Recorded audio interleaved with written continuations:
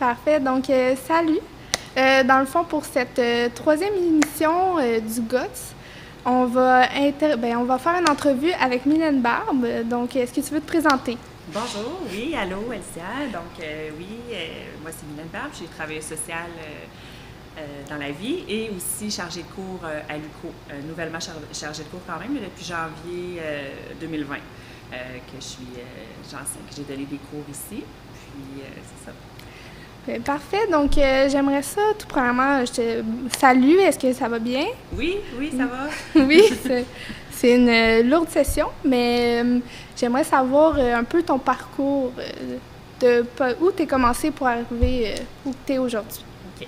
Bien, en fait, c'est ça. Moi, je me suis alignée vers le travail social jeune, là, après mon cégep. Fait que c'était vraiment un choix de carrière qui s'est fait au cégep, parce qu'avant ça, mon intérêt était plus vers l'enseignement. Mais j'avais lu un livre, puis j'avais découvert là, tout ce qui se passait au niveau de la protection de la jeunesse. Fait que mon intérêt marqué était vraiment là. Fait que je suis allée faire mon bac en travail social. Ça fait quand même longtemps, ça va trahir mon âge, mais c'est en 1997 à 2000 que j'ai fait mon bac à l'Université de Montréal. Puis j'ai commencé à travailler tout de suite après en centre jeunesse. En fait, là, sur le plan professionnel, c'était ça mon idée. Fait que mon parcours a suivi. J'ai fait mon stage à la DPJ et j'ai commencé à travailler en 2000 là, au centre jeunesse des Laurentides. J'ai eu tout de suite des remplacements puis un poste là, par la suite. J'ai travaillé là en tout 10 ans à la protection.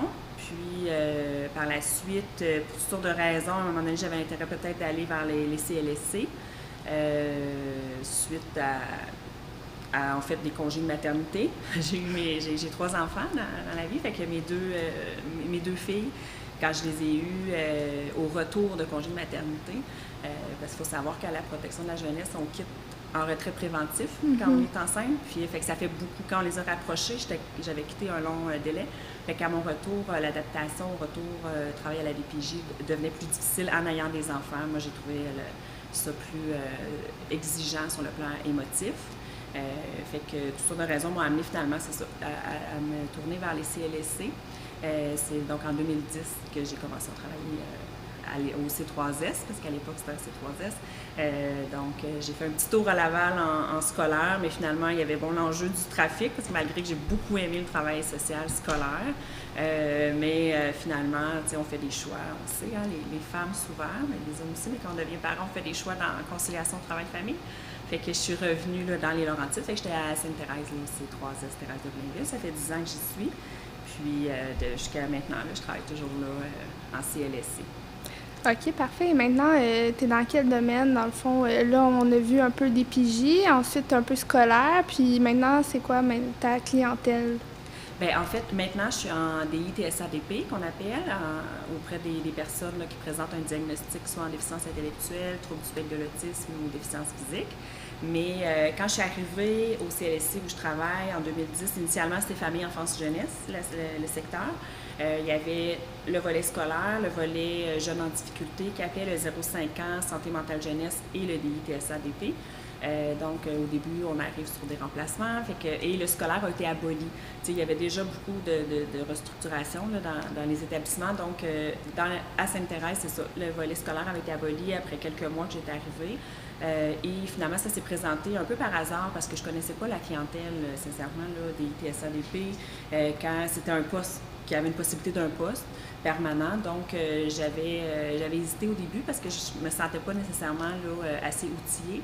Mais après discussion avec des collègues TS qui le faisaient déjà pour réaliser que parfois ça fait peur le diagnostic, mais pour comprendre que, tu sais, mes années de pratique à DPJ, j'en avais eu des jeunes ou des enfants ou des ados qui avaient aussi des diagnostics, mais on n'avait juste pas l'angle, tu sais, dans protection c'est autre chose, mais quand même on les avait dans nos suivis, fait que je me suis lancée, puis vraiment j'ai adoré ça, je suis jamais repartie finalement de cette clientèle-là parce que c'est tellement une panoplie de choses qu'on peut voir, de problématiques, de situations, fait que puis j'ai fait enfance ça a été ça ma majeure. Je suis encore présentement à l'enfance, mais à un moment donné, dans les restructurations encore, ils nous ont fusionné avec le secteur adulte, toujours en DTSADP.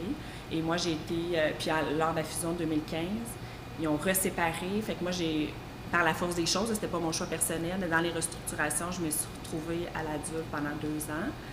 Adulte étant à partir de 21 ans, parce qu'en DTSA-DP, le 18-21, quand ils sont scolarisés, sont à la jeunesse. Puis par la suite, en fait, c'est tout récent, cet été, que je suis revenue sur un poste à la jeunesse. Là, parce que j'ai toujours fait, ça fait 20 ans que je travaille avec en famille, enfants, jeunesse. Là, fait que j'avais l'intérêt davantage pour cette clientèle-là. Fait que j'ai eu l'opportunité là, de reprendre un poste dans cette équipe-là. Parfait. Puis moi, j'avais une question. Par exemple, j'ai pris ton cours pour DI TSA DP, puis avant de prendre ce cours-là, je pensais pas que cette clientèle était accessible si on n'avait pas eu certaines connaissances. Est-ce que tu penses que la clientèle est accessible même si on n'a aucune connaissance en DI TSA DP? Oui, moi je pense que oui. Je pense qu'il ne faut pas s'arrêter là-dessus. C'est sûr qu'il faut se documenter un peu, je dirais, là, aller lire sur le sujet. Mais quand on arrive dans une équipe de toute façon comme ça, surtout comme travailleur social, ça reste du travail social. Puis on travaille avec la famille, on travaille avec les personnes, que ce soit à l'adulte ou à la jeunesse, en fait. Là. Si on a l'intérêt pour travailler, faire du familial, tout ça, je pense que oui. Puis il ne faut pas s'arrêter là-dessus. On peut se former. Il y a des formations quand même qui sont offertes. Dépendamment des périodes, là, des fois il y en a plus, des fois il y en a moins, mais il y a beaucoup de lectures, il y a des outils les collègues vont être là pour nous documenter, nous transférer du matériel là, pour aller lire sur le sujet. Mais oui, parce que elle est méconnue, je pense, quand même, cette clientèle-là. Puis, moi, j'ai souvent entendu des gens dire « Ah non, j'aurais pas l'intérêt, c'est trop complexe. » Ça peut avoir un aspect même très médical, là, mais il ne faut pas oublier que nous, on est TS. Fait qu'on a vraiment cette lunette-là quand on arrive auprès des gens. Puis, on n'est pas des experts, on n'est pas des médecins, on n'est pas des neuropsychologues, des psychologues. Puis ça, moi, je le nomme d'emblée là, quand j'arrive chez les gens. Fait que non, jamais ça pose problème. Puis c'est sûr qu'à la longue, on finit par en connaître. Puis c'est important d'aller, comme je disais, encore mieux connaître une base. Mais on ne deviendra pas des experts parce que chaque personne qui présente un diagnostic a quand même sa propre personnalité, sa situation. C'est tellement large. La semaine passée, je discutais dans un échange, un transfert de dossier avec une TS à Montréal, puis c'est ce qu'on disait, elle me disait ça elle aussi. Elle dit, ça fait 10 ans que je suis là, puis j'apprends toujours, puis je dis, c'est vrai que c'est ça le DI-TSA-DP, c'est ce que je trouve intéressant à mon sens, parce que on cesse jamais d'apprendre finalement, parce que toutes sortes de diagnostics différents, puis de choses qui arrivent, puis au-delà d'enfants qui portent le diagnostic, on sait qu'il y a une problématique au-delà de ça, souvent qui arrive au niveau familial, les parents, la fratrie.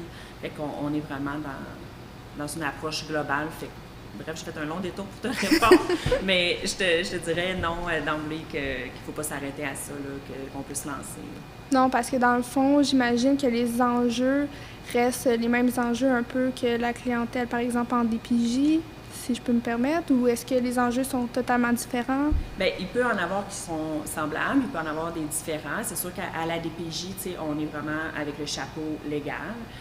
Fait que, c'est quelque chose de vraiment différent dans la pratique, mais dans le sens familial, travail social auprès de la famille, vraiment l'approche systémique, ce qu'on voit en travail social, bien oui, ça c'est similaire, vraiment. Puis on ne travaille pas juste avec l'enfant qui a le diagnostic en particulier ou l'adulte.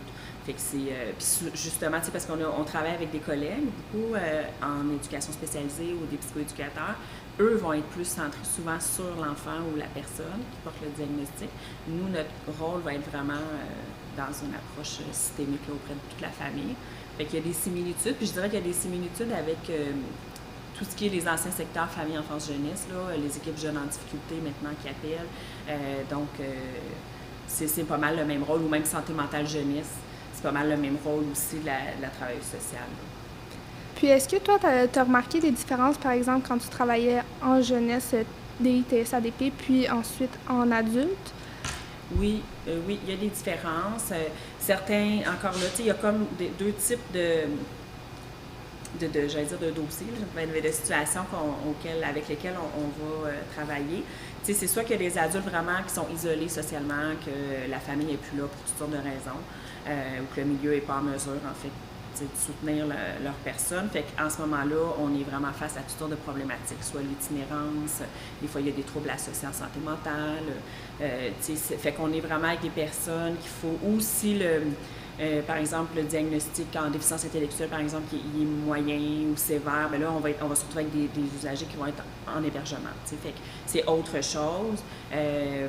Mais sinon, s'ils sont vraiment dans la communauté, en appartement, il y en a qui sont très autonomes. Ça, tout est relatif dans le niveau d'autonomie. Mais on va les accompagner vraiment en individuel, puis on va être beaucoup dans essayer de trouver ce qui existe dans la communauté, les mettre en lien, parce que la grosse problématique, c'est l'isolement social, vraiment. Fait que c'est très intéressant, mais on se bute souvent à un manque de ressources. C'est pas... c'est dommage, là, mais il y a vraiment un besoin criant à ce niveau-là. Mais sinon, on a aussi les adultes qui sont encore dans leur milieu avec leurs parents. Fait qu'on va être beaucoup en soutien aux parents qui se trouvent avec les aidants, finalement. Puis ça va avoir des similitudes avec le travail en jeunesse. La seule grosse différence, moi, qui m'a frappée quand je suis arrivée à l'adulte, c'est à quel point, tu sais, tout ce qu'on voit à la jeunesse, d'épuisement parental, avec un enfant qui présente des besoins particuliers, puis tout ce que ça peut engendrer comme difficulté, comme lourdeur parfois pour le parent dans les responsabilités à assumer.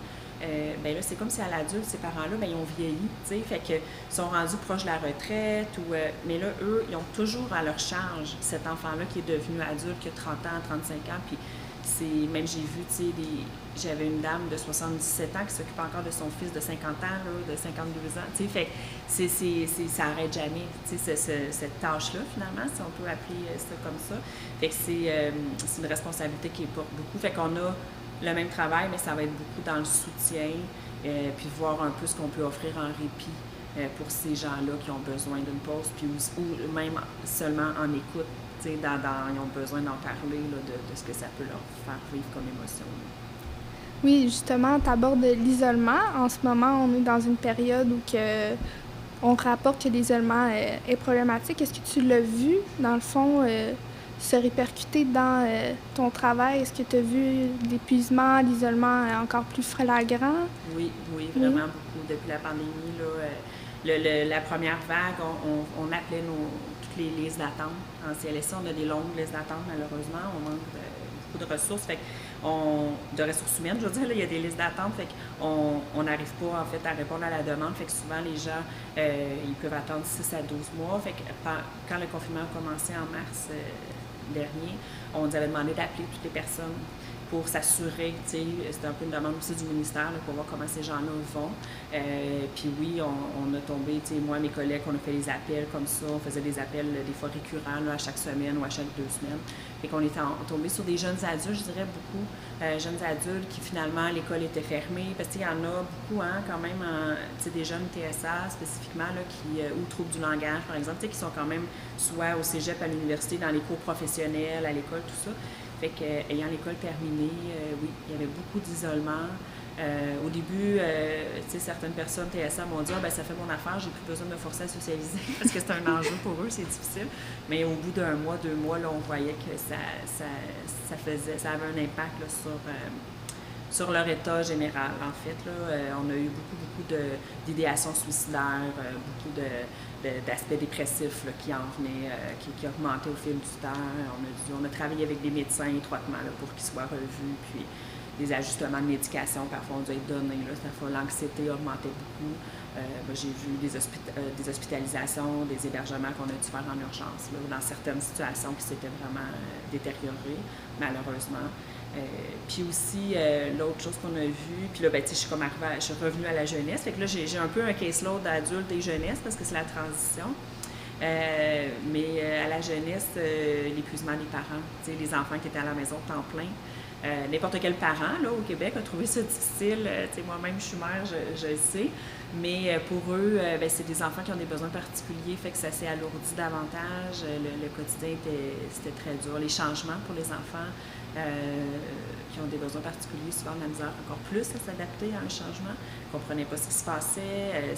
C'est des éponges, ils ressentent le stress, les enjeux de certains parents qui ont perdu leurs emplois. Fait que, il y avait beaucoup de facteurs autour là, qui sont encore présents, puis ça continue. Fait que c'est sûr que la lourdeur, oui, est présente. Puis on ne sent pas que ça sent. On n'a pas beaucoup de choses à annoncer de positif, là, malheureusement, à nos familles. Là, les écoles ont repris, mais tout ce qui était activité de jour, pour les adultes en particulier, ça n'a pas tout repris. Toutes les ressources dans le communautaire de répit, c'est pas repris. Fait on fait face à des parents qui l'épuisement, c'est lourdement là, accentué. Puis justement, j'imagine que vous aussi, ça vous affecte en tant que travailleuse sociale, on essaie tout le temps de donner le meilleur. Puis là, la charge s'alourdit, j'imagine. Oui, c'est sûr que pour nous, tu sais, c'est pas tout. Il y en a certains, comme je disais, en jeunesse, je pense que ceux que les écoles ont repris, puis qu'eux autres, malgré tout, les parents, tu sais, c'est quand même... ça reprend un certain équilibre, si je peux dire. Mais les situations vraiment plus complexes, là, oui, c'est sûr que c'est un ajout, je ne cacherai pas. Là, on le sait, on essaie de se soutenir entre nous le plus possible. Puis surtout, c'est aussi, on n'avait pas accès au milieu tout le temps. Au début, on se faisait dire on ne va plus à la maison, on ne va plus à domicile. Parce que nous, dans notre travail, on se déplace chez les gens. Fait que c'est sûr qu'au début, on y allait que dans les situations très, très urgentes. Fait qu'on faisait beaucoup de suivi téléphonique ou par Zoom, les téléconsultations qu'ils appelaient. Fait que ça aussi, c'est un autre enjeu. J'ai eu des jeunes TSA qui n'arrivaient pas même en déficience intellectuelle, qui ne souhaitaient pas nous parler à travers un écran. Là. C'est une barrière, c'était pas possible pour eux. Fait qu'il fallait trouver d'autres stratégies. Fait que, à un moment donné, ils ont rouvert. Au cours de l'été, là, on pouvait les voir. Fait qu'ils pouvaient venir au CLSC où nous, on se déplaçait. Puis là, tout récemment encore, mais là, on peut encore se rendre, mais c'est le port évidemment, là, comme tout le monde, des masques et des procédures là, avec les lunettes et tout ça. Fait que, puis là, on doit exiger à nos usagers aussi de le porter. Fait que c'est d'autres enjeux, c'est d'autres irritants. Il y en a qui veulent, il y en a qui veulent pas. Fait qu'on fait face à d'autres choses. Mais d'autres suivis téléphoniques, avec les parents, je trouve que ça a amené quelque chose d'autre. On a quand même...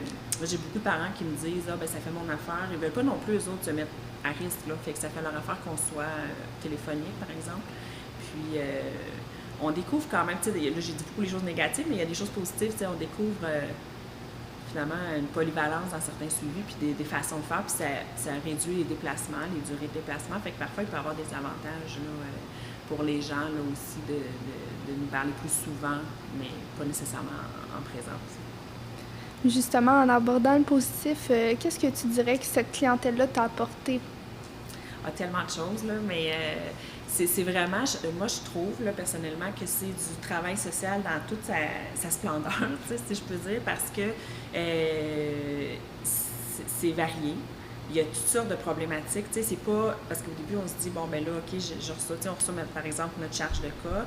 On a un enfant, par exemple, 10 ans, qui présente un TSA. Mais là, on va se dire, OK, on va intervenir en lien avec ça, mais au final, bien, il y a une séparation des parents, il y a un père qui perd son travail, on fait face à un deuil de la famille, le grand-papa est décédé, je dis plein de choses qui peuvent arriver, de la violence conjugale, un parent qui a un problème de consommation, en toxicomanie, on intervient, fait qu'on intervient sur plein de choses.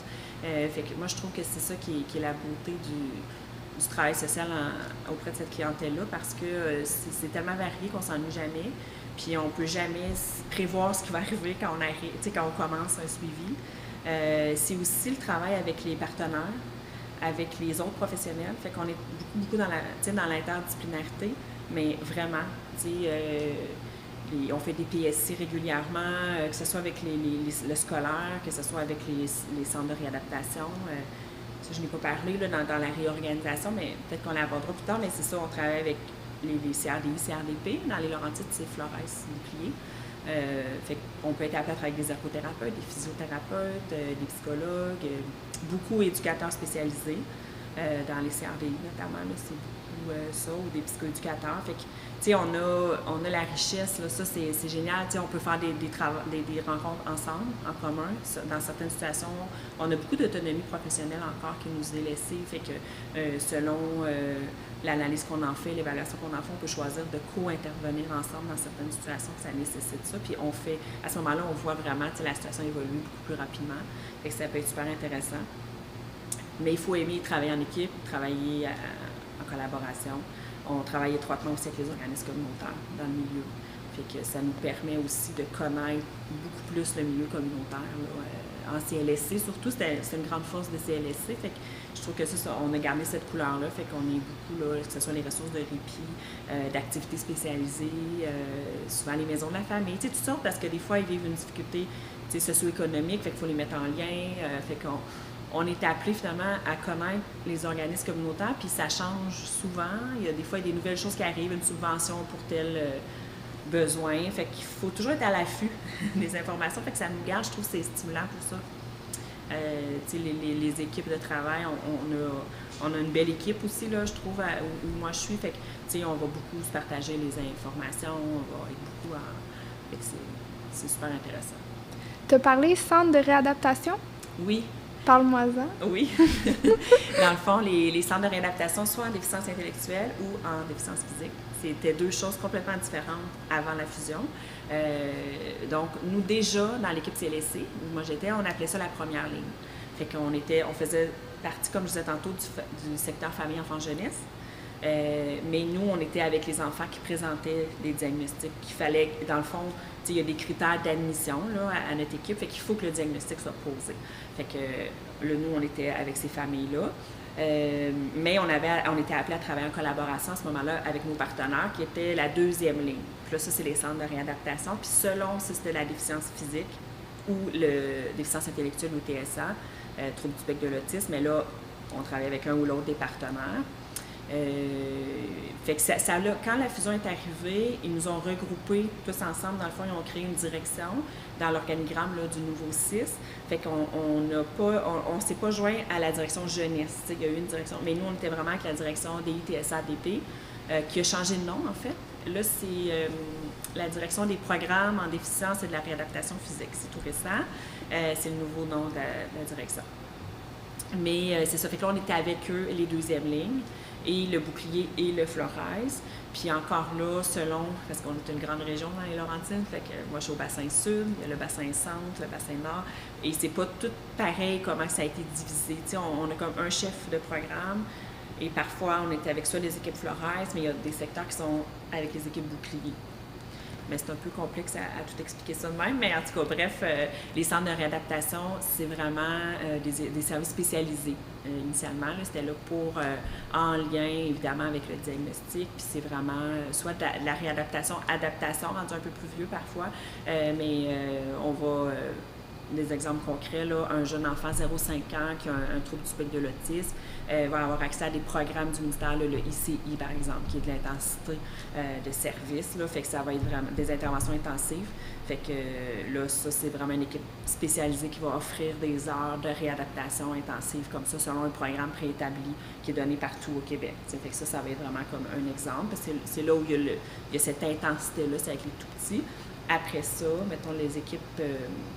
Et après ça, c'est à partir de 6-7 ans jusqu'à 18 ans ou 21 ans s'ils sont scolarisés. Là, ça va être vraiment de la réadaptation à l'externe. Fait que c'est des éducateurs spécialisés majoritairement qui vont se rendre à domicile, qui vont se rendre dans les écoles, qui vont venir en appui, en soutien si l'école a besoin ou la famille pour venir voir. En fait, c'est de le réadapter, de regarder soit auprès de l'enfant directement, qu'est-ce qu'il peut apprendre à développer.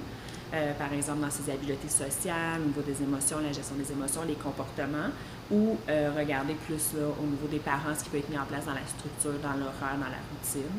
Fait que ça va être très concret, leur côté, là, pour aider au fonctionnement de l'enfant au quotidien. Nous, notre rôle de TS, on va être moins... On en connaît quand même un peu une base, puis c'est sûr qu'à force de travailler avec nos partenaires puis nos collègues, on finit par développer des connaissances à ce niveau-là. On peut donner une base aussi, mais quand on a vraiment besoin de ce besoin-là, on va faire une référence pour avoir à ce moment-là le centre de réadaptation avec nous. Mais là, à ce moment-là, nous, on va être plus dans le soutien psychosocial là, à la famille. Puis ce soutien-là psychosocial, est-ce que ça dure, dans le fond, toute la vie de la personne ou est-ce que c'est pour une durée limitée? Est-ce qu'il y a des objectifs à atteindre? Oui, il y a des objectifs à atteindre, puis il y a des épisodes de service. On travaille en épisodes, fait que oui. Mais je dirais, malgré tout, on a quand même les plus longs épisodes de service qui sont prévus que, par exemple, les équipes jeunesse, jeunes en difficulté. T'sais, nous, on va avoir, un peu comme la santé mentale jeunesse, on va avoir le droit, si je peux dire, à plus de rencontres. Mais sincèrement, on n'est pas suivi là, à la loupe là-dessus parce que c'est tellement relatif aux besoins. Fait que parfois, il y a des situations qu'on n'aura pas besoin d'être là longtemps. On va être vraiment dans un petit épisode de service. C'était vraiment une situation qui arrivait dans leur vie, puis qu'on est venu en soutien, puis ça s'est amélioré, puis ils n'ont plus de besoin. Fait qu'à ce moment-là, on va être un court épisode. Mais d'autres situations où, moi j'ai déjà fait des suivis, des fois je peux être là jusqu'à 2 ans là, dans certaines familles. Il y en a qu'on a été plus longtemps que ça encore. C'est sûr que c'est pas la majorité, mais ça, c'est vraiment des situations où soit qu'il y avait une détérioration marquée, qu'il y avait plusieurs besoins, ou des fois, ils ont plusieurs enfants avec des besoins particuliers aussi, qu'il y a eu toutes sortes de situations psychosociales, si je peux dire, là, qui sont arrivées, ou, je sais pas, une séparation de parents, comme je disais tantôt, de la violence conjugale, des choses comme ça, où on est appelé à faire beaucoup de choses en même temps. Fait qu'on a des objectifs, oui, à travailler. C'est sûr que lorsque c'est quelque chose complètement à part du diagnostic, normalement, on réfère aussi. On peut référer à l'intérieur du CIS, maintenant, là, aux équipes, que ce soit les services généraux, dans les CLSC, par exemple, ou la santé mentale adulte. Si on a une maman en dépression, mais quand c'est lié à l'adaptation de son enfant, tout ça, on va toujours faire un bout quand même. Mais si on voit que ça s'accentue et qu'il y a des besoins vraiment précis en lien, qui n'ont pas nécessairement rapport avec leur enfant, là, on va référer. Mais il faut savoir que parfois, on reste parce que c'est des exceptions, mais ça arrive. C'est là où notre jugement clinique est important, puis de faire une bonne évaluation, puis d'aller en discuter avec la coordonnatrice qui est en place pour, on fait valoir aussi le besoin de la famille. Mais si je peux donner un exemple, il y a quelques années, j'avais une situation d'une petite fille qui avait un TSA sévère, le centre de réadaptation était là, moi j'étais là en soutien aux parents, puis on a découvert au fil du temps, c'était une maman qui était agoraphobe, elle ne voulait pas sortir de chez elle, puis on a découvert qu'elle était victime de violence conjugale. Mais ça, elle l'a pas dit tout de suite, c'est à la longue que j'ai créé le lien avec elle. Fait que oui, normalement, je l'aurais référée aux services généraux, mais elle n'était pas, avec son agoraphobie, elle n'était pas en mesure de sortir de chez elle. Fait que j'étais la seule personne. Fait que dans ce cas-là, on avait dit, continue encore, puis éventuellement, on va peut-être l'amener à être capable on va travailler des choses, puis avec son médecin, parce qu'il y a eu d'autres choses après qui s'est passé, mais j'avais fait un bout sur la violence conjugale précisément parce que, fait que c'est là où je disais aussi la polyvalence là, qu'on est appelé à avoir, puis parfois, il faut aller s'outiller sur des problématiques qu'on n'est pas nécessairement toujours connaissant, là. Mais ça fait des défis, puis c'est intéressant, mais c'est ça, le travail peut être... mais nous, oui, malgré tout, là, ça, j'ai donné des exemples d'exception, là, parce qu'en fait, normalement, tellement que je n'utilise pas tant que ça, que je ne sais même pas le nombre de rencontres qui nous est... C'est pas nécessairement imposé, mais c'est sûr qu'on révise les choses, les besoins à peu près aux 3 mois, puis voir, y a-t-il encore des besoins, on a un plan d'intervention sur lequel on travaille, puis c'est sûr que si on voit qu'on a atteint, on va fermer. Puis les personnes, par contre, ce qu'il faut savoir, c'est qu'ils ont accès à nos services jusqu'à 100 ans. Fait que ça, c'est ce que les familles, on va leur dire. Présentement, le besoin est répondu, c'est stabilisé, on continue là-dessus. Puis, en DTSADP, il y a des phases de vie, là, tout le monde, mais eux autres particulièrement. Des fois, c'est stabilisé. Par exemple, si l'enfant est en âge scolaire, les choses ont été mises en place, ça va mieux. Là, il arrive au secondaire, il y a d'autres choses qui se pointent à l'horizon, l'adolescence. Des fois, les parents se sentent un peu dépourvus, sont inquiets. Ou le jeune, l'école, changement d'école, tout ça. Fait que là, ça recommence à moins bien aller. Fait que là, ils vont refaire une demande, puis ils vont avoir accès, Fait qu'on peut revenir auprès des gens, puis avoir plusieurs épisodes de service, là. Fait que ça, c'est quand même rassurant, je dirais, pour notre clientèle, parce qu'ils savent que, peu importe ce qui arrive, ils auront toujours accès à des services, si on a des besoins. Bon, maintenant, j'aimerais ça savoir, tu as fait 20 ans, 10 ans en tant que TS? Combien de temps? 2010? Oui, en fait, 2000 à 2010, j'étais en centre jeunesse. Puis 2010 à maintenant, fait que oui, ça fait 20 ans. 20 ans. Puis maintenant, tu es chargée de cours justement à l'UQO. Comment t'en es arrivée à vouloir enseigner, à vouloir présenter des TSADP? Oui, en fait, l'enseignement, comme je disais, initialement, quand je repense à mon parcours de vie, je me dis c'était quand même quelque chose, c'était un rêve que j'avais de jeunesse, d'aller enseigner. Mais j'ai bifurqué en travail social, puis j'avais l'intérêt de ça. Puis comme je disais, moi, c'était la protection de la jeunesse en plus au début. Fait que ça aussi, ça a été, je ne l'ai pas dit, mais quand j'ai fait le choix d'aller en CLSC, c'était plus pour des motifs, tu sais, ma nouvelle vie de maman, bon, tout ça, là. Puis en protection de la jeunesse, on a une clientèle pas facile, puis bon.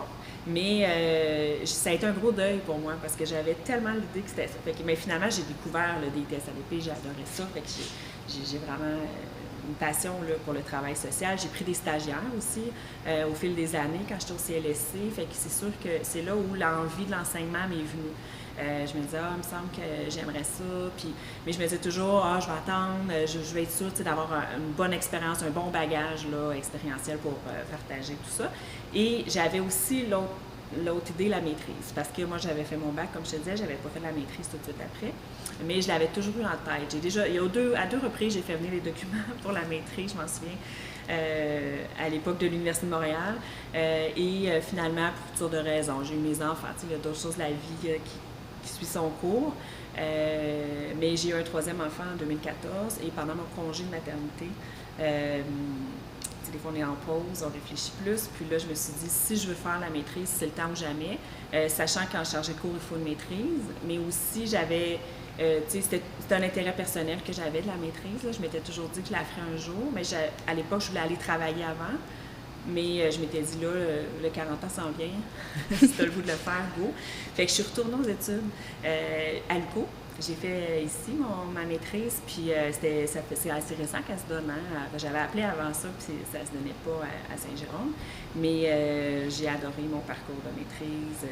Je peux t'en reparler si tu veux tantôt, là, parce que c'est comme ça m'a fait découvrir tellement comme des choses incroyables. Mais pour revenir à ta question de l'enseignement, c'était là, c'était présent, puis ça m'a confirmé pendant la maîtrise que j'étais rendue là, que j'étais prête. Fait que c'est d'où, là, dans le fond, j'ai terminé officiellement tout le parcours en décembre 2019, puis en janvier 2020, j'ai commencé à enseigner, là, fait que... Mais là, je combinais les deux. C'est pas simple, là, de continuer à travailler dans le réseau et la tâche d'enseignement, mais j'adore ça, vraiment, là. Ben, tu sais, j'ai tout à apprendre encore, là. Je viens d'arriver dans ça, mais le cours... J'avais donné le cours Intervention auprès des groupes et Intervention familiale, que j'ai beaucoup aimé. Et là, il était disponible le cours des ITSADP. Puis évidemment que ça fait 10 ans que je fais ça. Fait que moi, pour moi, c'est un plaisir là, de donner ce cours-là, malgré l'ombre au tableau qui est le cours à distance, on sait, avec la pandémie. Mais oui, c'est vraiment là. Fait que oui, je me disais, l'intérêt d'enseigner, c'était de partager. Mes connaissances, l'expérience que j'ai, tout ça, mais aussi faire connaître, parce que je me disais, c'est tellement un beau... moi, en tout cas, comme je dis, c'est une découverte pour moi, puis je suis restée, ça fait 10 ans que je suis là, je suis pas tannée, fait je me disais, il me semble que, avec la relève qui s'en vient, on a tellement besoin de travailleurs sociaux là, dans le réseau en ce moment, fait que c'était ça aussi, là, mon intérêt. Donc, c'était vraiment pour partager ta passion que tu as justement pour le travail social en général, parce que justement, tu as donné d'autres cours avant des ITSADP, là, c'était pour... Puis ça, cette passion-là, est-ce que c'est quelque chose qui a été engendré par la maîtrise pour l'enseignement ou... Oui, bien tu sais, comme je disais, j'ai toujours aimé ça, mais oui, la maîtrise, ça m'a ouvert encore plus, là, ça m'a confirmé en fait que tu sais, j'aimerais ça à l'enseigner, de retoucher, de revenir, parce que c'est quand même... J'ai commencé la maîtrise en 2016, c'était après 16 ans de pratique, là. Ça a changé à 16 ans, là, entre mon bac puis la maîtrise, là. Mais tu sais, j'ai pas de regret d'être allée le faire tardivement parce que je trouve que ça m'a permis... Tu sais, moi, à mon époque de mon bac, on n'était pas avec des ordinateurs dans les cours, il n'y avait pas de Moodle puis de toutes ces choses-là, là, pas du tout, tu sais, fait qu'on était vraiment à une autre époque. Fait que oui, les premiers cours de maîtrise, on se sent archaïque, puis on se dit, oh mon Dieu, mais j'étais pas la seule, on était quelques-uns à être plus vieux, si je peux dire, mais ça m'a... je trouve que ça m'a beaucoup aidé parce que, tu sais, d'enseigner, là, avec les plateformes, que ce soit juste ça, là, au niveau informatique, la bibliothèque, tu sais, de se remettre là-dedans, là, parce que c'est pas la même fonction qui est utilisée, je trouve, le travail sur le terrain, l'intervention, tu sais, puis revenir étudier, là, relire les textes scientifiques, se remettre vraiment dans la théorie. Fait que c'était quand même, là, tu sais, j'ai trouvé ça intéressant, puis je trouve que ça faisait le lien, c'est ça qui m'a poussée à dire, ben là, pour l'enseignement, je me sens prête, tu sais. Mais aussi la découverte de la recherche, tout le volet recherche à la maîtrise, qui m'a aussi ouvert les horizons, puis vu que j'avais vraiment un intérêt pour ça, puis c'est ça aussi, tu sais, donner des cours, c'est aussi découvrir encore, apprendre encore, c'est tu sais, revoir les plus récentes études qui ont été faites sur le sujet, fait que ça nous permet, c'est hyper stimulant, moi, je trouve, là, fait que, mais oui, la passion de l'intervention était là, mais je pense que la maîtrise m'a amené cette passion-là de retoucher à la théorie, de revoir tous les aspects du travail social dans l'ensemble, puis voir à quel point, tu sais, le lien entre la recherche et la pratique. Il était là parce que, tu sais, il faut dire aussi qu'avant ma maîtrise, j'avais fait un projet au C3S où j'étais en 2013, un projet d'optimisation dans l'établissement où j'étais, puis c'est en santé mentale. Pendant 1 an, j'ai été prêtée comme sur ce projet-là, puis c'était un projet de recherche, c'était agent programmation, planification, recherche qu'il y a dans le réseau, là, c'est APPR. Fait que ça aussi, tu sais, j'avais oublié, mais ça aussi, ça m'avait montré que j'avais cet intérêt-là, que j'étais rendue comme à part d'autres dans ma carrière d'avoir envie d'en connaître plus, d'en savoir plus. Fait que, mais tu sais, j'ai toujours, on est comme on est, tu sais, j'ai toujours été curieuse d'aller lire sur les, fait que ça depuis toujours. Puis les nouvelles lois, les nouvelles procédures, les nouvelles politiques, tu sais, les choses aussi, puis les nouvelles connaissances sur les problématiques. Mais c'est super intéressant parce que justement, je pense qu'en étant au bac en travail social, on se demande toujours, est-ce que je devrais aller faire ma maîtrise après? Est-ce que je commence à travailler? Mais tu sais, dans le fond, qu'est-ce que tu dirais à ces personnes-là en ce moment qui se demandent, est-ce que je poursuis ma maîtrise? Qu'est-ce que ça va m'apporter, la maîtrise? C'est tellement relatif, c'est dur à répondre, tu sais, s'il faut ou pas la faire. Personnellement, moi, ça m'a amené vraiment beaucoup, fait que j'ai aucun regret. Fait que, tu sais, c'est sûr, d'emblée, j'aurais tendance à dire, faites-la, parce que c'est... Mais, tu sais, j'ai fait des belles connaissances, tu sais, pendant la maîtrise, puis j'en ai connu des jeunes dans la vingtaine, là, qui venaient ou pas longtemps faire leur bac, puis qui sont allés faire la maîtrise. Puis j'ai connu aussi des gens un peu comme moi, après 10, 15, 20 ans, qui allaient faire la maîtrise. Fait que, tu sais, je pense qu'un ou l'autre des parcours est intéressant. C'est vraiment selon chacun. Puis, tu sais, moi, je me réfère à mon expérience personnelle. Je me souviens, quand j'ai fini le bac, j'avais très hâte d'aller travailler. Fait que, tu sais, personne ne m'aurait convaincue, je pense, d'aller faire la maîtrise tout de suite parce que moi, je voulais aller travailler.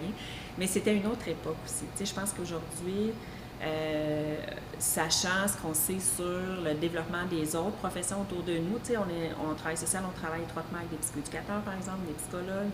Tu sais, on sait hein, que j'imagine que c'est discuté, vous autres aussi, comme étudiants, je sais pas, mais tu sais, en psychoéducation, la maîtrise est exigée. Oui, oui. Tu sais, en psychologie, le doctorat. Fait que moi, j'étais à l'Université de Montréal en 2000, puis on nous disait, quand je finissais, qu'éventuellement, la maîtrise serait exigée pour l'ordre, pour être membre de l'ordre. Donc, en 2020, c'est toujours pas exigé. Fait que je sais pas ce qui se passera au niveau de notre ordre professionnel. Mais c'est sûr que par rapport à ça, précisément, je trouve que ça peut être un plus d'avoir la maîtrise. Puis c'est sûr qu'on développe d'autres connaissances, que moins peut-être d'ordre général, mais quelqu'un en même temps qui aurait pas du tout l'envie de poursuivre des études de 2e cycle, puis qui est prêt tout de suite à aller. Je crois qu'en intervention, on est très en mesure de le faire. Là, la majorité des gens que je connais qui sont travailleurs sociaux n'ont pas leur maîtrise nécessairement là, quand ils sont. Fait que, bref, c'est pas clair, parce que je réfléchis en même temps que je te réponds, mais je pense que c'est relatif à chaque personne. Oui, c'est ça. Dans le fond, l'important, c'est de suivre son cœur. Puis, tu sais, c'est sûr que faire du terrain, puis, tu sais, comme tu l'avais abordé un peu, la maîtrise, ça t'a vraiment apporté la recherche, dans le fond. Ça t'a montré une nouvelle vision plus scientifique, si on veut, des écrits, te remettre dans le bain, mais c'est pas nécessairement nécessaire pour être une bonne intervenante plus tard. Non, puis tu sais, j'ai des collègues, moi je pense à une collègue en particulier, tu sais, ça fait 25 ans qu'elle est TS, elle a son bac, mais elle est toujours allée, puis tu sais, on est obligé de faire de la formation continue, hein, on sait quand on est membre de l'ordre, fait que, tu sais, elle est connaissante, là, incroyable, tu sais, elle a un intérêt, elle lit depuis toujours, tu sais, comme je disais, moi aussi, je disais, fait que tu sais, ça dépend comment on est aussi, si on continue à être curieux et à aller chercher des connaissances, c'est important, tu sais, je crois, parce que les pratiques, tu sais, ça évolue, les connaissances, puis...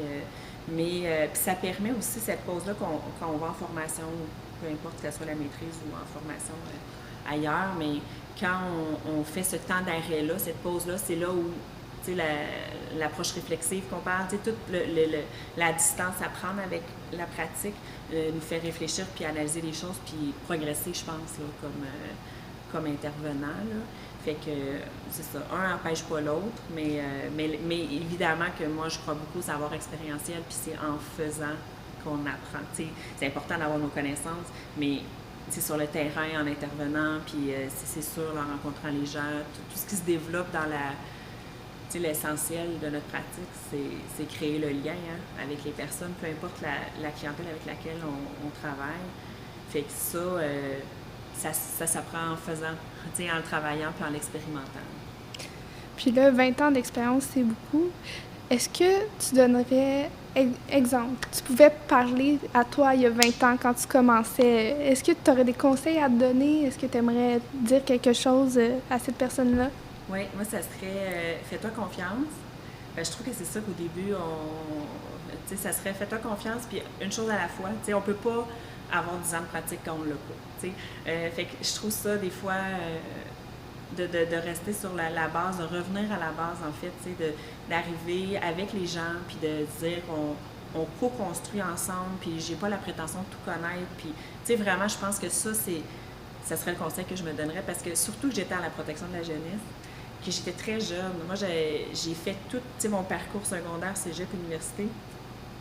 Fait que moi je suis née l'été, fait que j'ai commencé j'avais 21 ans, à presque 22, mais à la DPJ, puis je sais pas, peut-être qu'il y en a qui sont présentement en stage ou qui commencent leur pratique, qui pourraient le dire si c'est encore comme ça, mais moi j'ai donc eu des commentaires de « T'es qui toi qui va venir me dire quoi faire? T'as pas d'enfant, t'as 22 ans. » Ben, ça pas nécessairement notre âge, mais j'avais pas l'air bien à l'époque. Fait que je me suis fait dire toutes sortes de choses.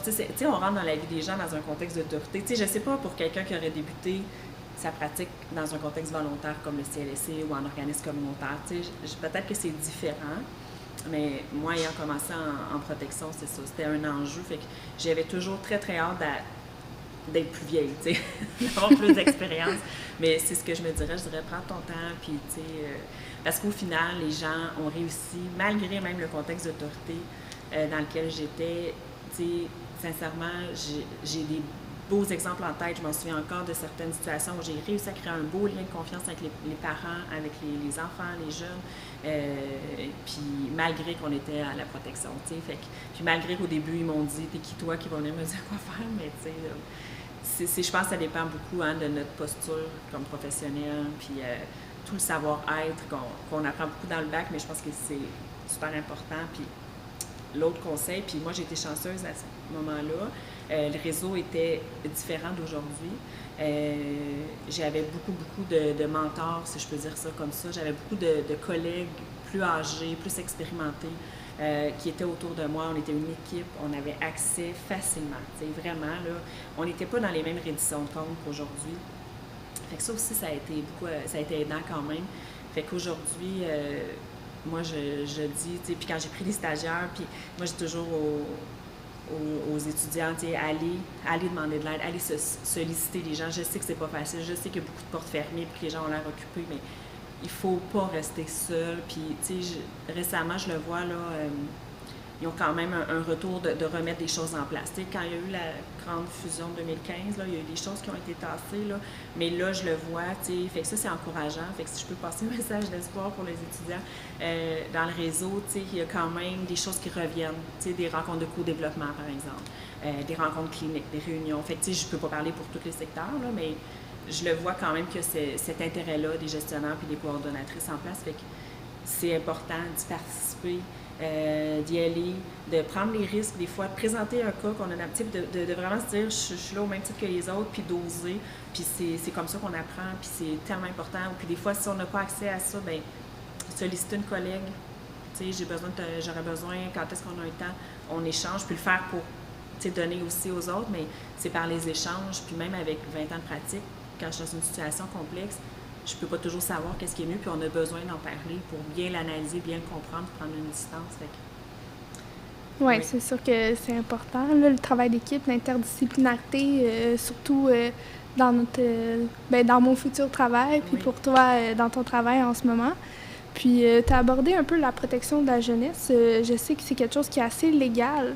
Est-ce que tu trouvais, maintenant, avec du recul, justement, que c'était peut-être plus difficile de ce côté-là aussi, le côté légal, puisque nous, on est formés plus pour faire justement la co-construction, puis pas la position d'expert, puis pas...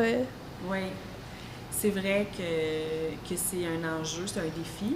Mais je crois beaucoup à la place des travailleurs sociaux en protection de la jeunesse, même si j'ai quitté, moi, ce secteur-là. Mais je pense qu'on a une place importante. Puis c'est sûr que dans les dernières années, il y a eu beaucoup de travailleurs sociaux qui ont quitté vers d'autres secteurs. Puis, tu sais, il y a une conjoncture qui a créé ça aussi, en fait, tu sais, la loi 21 en 2012, si je ne me trompe pas, mais tu sais, puis je ne sais pas dans toutes les régions, moi j'ai toujours travaillé dans les Laurentides, mais on était engagés comme agent de relations humaines. Fait que ça, c'est des gens soit en psychologie, en psychoéducation, il y avait quoi, criminologie, en travail social. Mais il y a eu à un moment donné un certain exode de plusieurs travailleurs sociaux pour aller vers les CLSC ailleurs, parce qu'en CLSC, ils n'engageaient pas d'agents de relations humaines ou n'engageaient pas nécessairement de criminologues, tout ça. Fait que là, maintenant, c'est un peu différent, mais il y a eu ces années-là où beaucoup de TS ont quitté.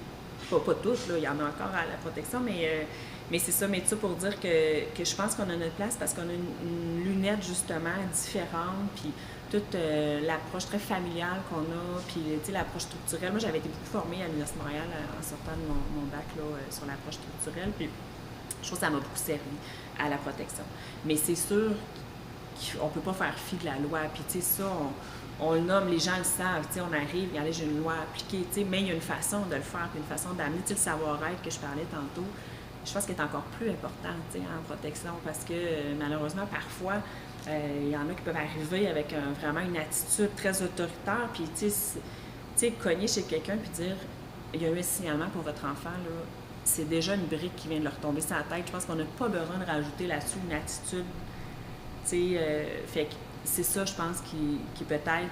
Mais je pense que maintenant, il y a beaucoup de formations, beaucoup de soutien.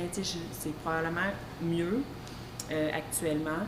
Mais tout ça pour dire que oui, le regard interdisciplinaire qu'on parlait, les échanges, bien, dans une équipe, par exemple en protection, moi j'ai travaillé avec des gens en criminologie, on a à s'apporter, là, je trouve, beaucoup. Des psychologues, des psychoéducateurs. Fait que, ça va être, c'est une richesse en fait.